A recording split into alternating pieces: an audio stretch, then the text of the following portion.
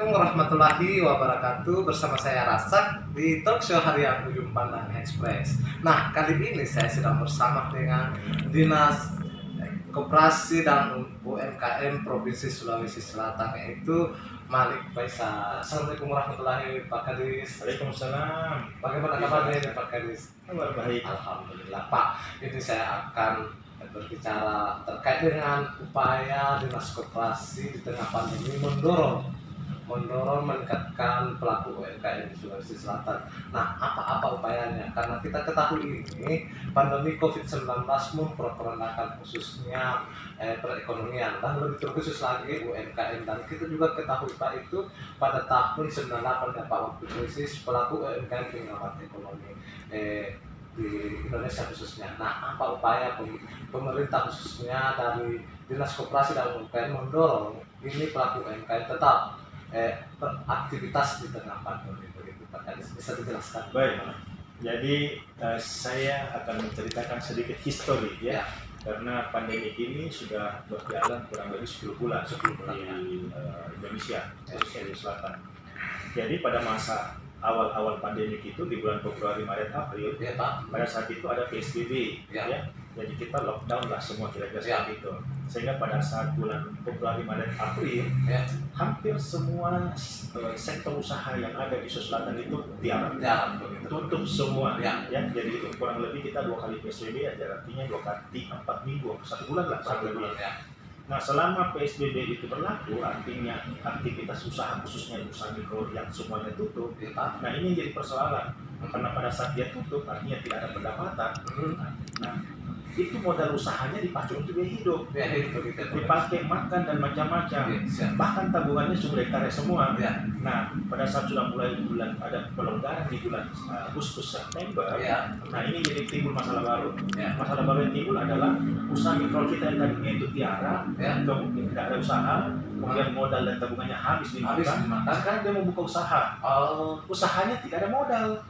Itu yang menjadi permasalahan. Itu masalah karena usahanya tidak ada modal. Dan alhamdulillah ada banyak program yang diluncurkan oleh pemerintah, baik dari pemerintah pusat, dari provinsi maupun kabupaten kota, bagaimana memberikan stimulus kepada para pelaku usaha mikro khususnya. Nah, alhamdulillah kalau kita bicara itu di Februari, Maret, April, kemudian di Juni, Juli sampai Agustus kita mulai menata kembali. Kemudian alhamdulillah dari September sampai dengan Desember ini, alhamdulillah semuanya sudah punya usaha, sudah kembali semua, sudah bangkit lagi kembali. Itu pasti tidak lepas dari perhatian pemerintah, baik dari pusat, provinsi sampai kabupaten kota. Jadi artinya sudah aktif kembali. Sudah aktif kembali. Dan upayanya sendiri di tengah pandemi Pak Kadis ini kan di era digital. Apakah ada dorongan untuk memasarkan Pak Kadis melalui digital? Karena ini sudah aktif kembali, bagaimana? Jadi banyak sekali program-program yang kita telah lakukan. Selain yang pertama bagaimana menyuntik modal usaha, kemudian bagaimana kita memberikan pendampingan bahwa meskipun di masa pandemi mereka semua lockdown, semua ada di rumah, tapi pelatihan kita berikan secara online tetap jalan. Tidak berhenti. Kemudian begitu juga bagaimana memfasilitasi pada saat dia buka dia bisa ketemu dengan pasar. Kemudian ada off-taker yang sudah siap membeli barang-barang yang sudah kita jembatani semua. Kemudian yang tidak kalah pentingnya adalah bagaimana bahan baku untuk membuat satu produk itu tidak sulit didapatkan. Nah, kita pertemukan itu. Semuanya berbasis digital. Dan yang paling penting adalah kita harus berterima kasih kepada Presiden Pak Jokowi karena beliau telah memberikan bantuan Presiden kepada pelaku usaha mikro itu di Selatan itu kurang lebih 367 orang. 367 orang. Itu kalau estimasi kalau satu orang dapat 2.400.000 itu kurang lebih hampir 900 miliar. 900 miliar yang sudah Pak. Inilah yang mendorong bagaimana daya beli masyarakat di level bawah Selatan itu bangkit. Dan itu berpengaruh sampai ke atas. Akhirnya pertumbuhan ekonomi Pak Kadis sudah sampai 8,16%. Walaupun masih terkontraksi, itu kontraksinya masih tetap, tapi pemerintah provinsi tetap optimis dengan hal itu karena berdasarkan dengan rilis dari BPS itu tetap pertumbuhan ekonomi pada kuartal pertama tahun 2021 tetap target. Oh, di 2021 nanti, Ya. 2021 kita akan insya Allah akan lebih bagus lagi.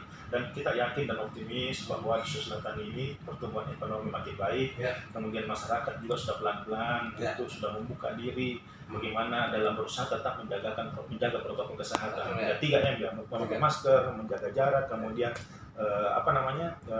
mencuci tangan. Itu jadi 3M itu, makanya saya sangat optimis bahwa insya Allah Sulawesi Selatan ini Bisa ekonominya makin baik, ya. kemudian kita juga bisa pelan-pelan lepas dari pandemi COVID-19.